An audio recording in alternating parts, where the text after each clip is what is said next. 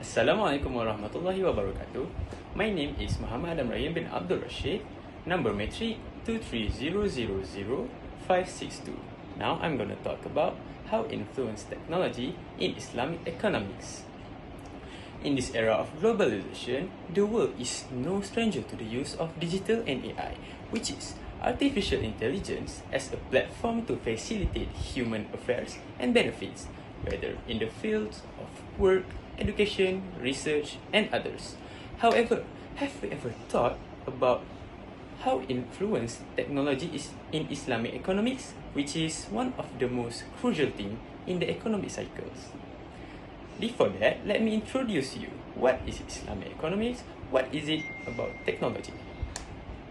First of all, Islamic economy is an economic system that balances material needs and spiritual needs, guided by the Quran and Al-Hadith, which provides guidance on how to transact, manage property, and treat fellow humans. These include prohibition against usury, property management, and mashir, as we know, gambling. The meaning of technology used in the field of economic, it refers to technology seen as the current level of knowledge in combining resources to produce the desired product. The term technology is also related to design and gadgets using the principles of science and the latest processes. And move here. Okay, now I will talk about Islamic economic background little. First of all, Islamic is really strict about the prohibition of usury, which is the taking of interest in financial transactions is prohibited. Riba is considered unfair and detrimental, especially to those in need. Here, now I will inform about the role of Islamic financial institution. First of all, promotion of ethical financing. Islamic financial institutions prioritize ethical principles in all transactions. This means that they are not involved in activities that are considered illegal, such as riba and mashir. In this way, these financial institutions strive to ensure fairness and well-being in financial transactions. Ethical financing also helps the community to achieve fair profits without burdening others. For example, in a murabaha contract, the buyer only pays the agreed price without any hidden interest elements. Secondly, provision of halal financial products. Islamic financial institutions offer a variety of Sharia-compliant products such as murabaha, ijara, and sukuk. These products are designed to meet the needs of customers who want to avoid illegal transactions. Third, collection of distribution of zakat. Zakat is one of the pillars of Islam and plays an important role in helping those in need. Islamic financial institutions serve as a facilitator in the collection and distribution of zakat. Through an organized system, they ensure that the zakat collected is used in an effective way to reduce poverty and improve the well-being of the community. That's all. Here, now let's talk about the relevant technologies to the concept of economic and financial consumerism. There are several technologies that are not the first time that we have heard that consumers are focusing on to make things easier when it comes to money. Among them is a fintech, blockchain, and e-commerce. First of all, fintech refers to the use of technology to provide financial services more efficiently and innovatively.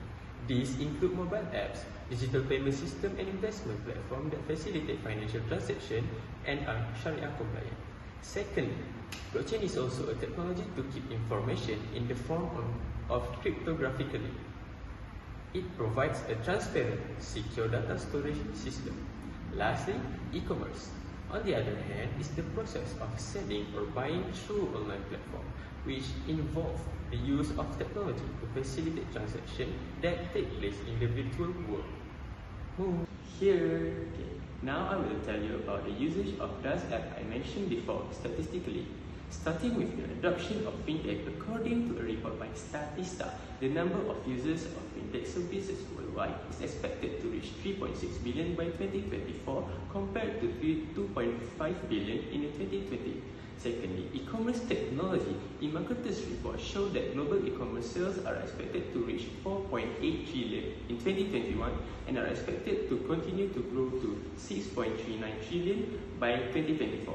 Lastly, blockchain adoption. According to a report by Grandview Research, the global blockchain technology market is expected to reach 69.04 billion by 2027. Move. Here, now I'm going to talk about the positive influence technology on Islamic economies. Starting with increased access to financial services with mobile apps and online platform, individuals and small business can now access financial products without having to physically go to the banks. Secondly, the use of technology in financial and transaction management helps reduce costs.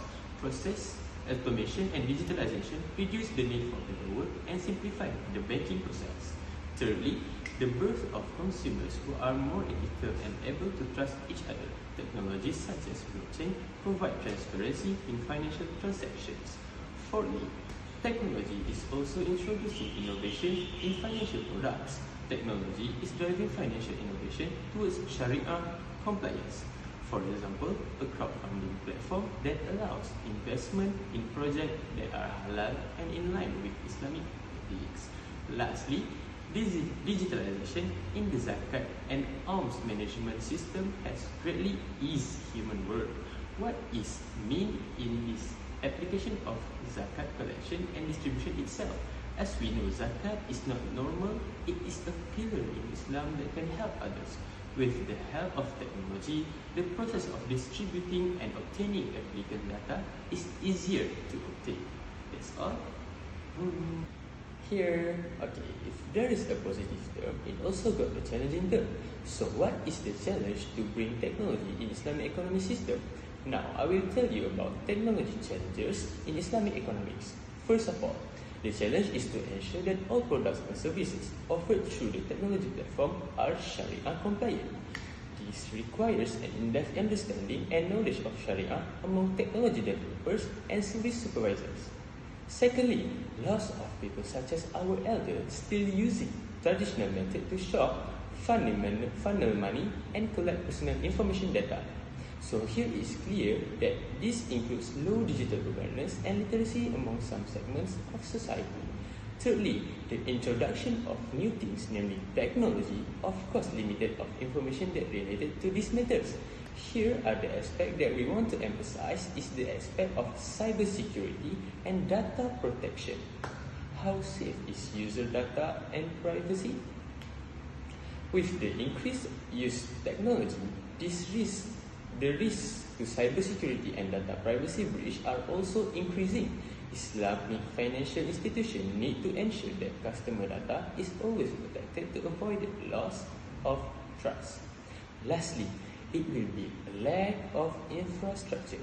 In some countries, especially in the context of developing countries, the lack of digital infrastructure and the internet can limit the use of technology in Islamic financial services. This can be a questionable issue because for some people, the presence of technology may help them, but for others, the presence of technology may complicate the existing system, one of which is infrastructure development. That's all. Here, this is the last part of my video and I will tell you guys the future implication of technology in Islamic economy. First of all, the development of science and technology has changed the way of human life, especially in social, economic and religious aspects. Towards the technology era, the COVID-19 pandemic accelerated this transformation with the emergence of terms such as working from home, signaling a major move to cyberspace. This transformation showed the relevance of Sharia concept sourced from Islamic teaching. One of the basic principles of Islamic economy is mutual need, which is rooted in human abilities as social beings. An example of the application of this principle can be seen in online trading. Consumers are looking for quality goods that are easily accessible, while sellers need a digital platform to sell their products with cost and time efficiency. The presence of ratings from consumers help build trust and increase sales. This principle of mutual need creates mutually beneficial relationship, promotes welfare and harmony between economic actors. Thus, an Islamic economy based on holy teaching remains relevant and able to face the challenge of the times. The implication of this principle of the importance of cooperation and solidarity in economic practice. Cooperation is needed to achieve well-being, while solidarity includes tolerance and mutual assistance. That's all. Bye-bye. Thank you for your attention.